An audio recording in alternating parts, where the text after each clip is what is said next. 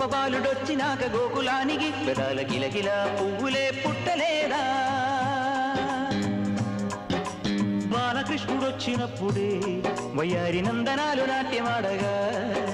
వారసుని చూసినప్పుడే వరాల వాంఛలన్నీ పల్లవించగా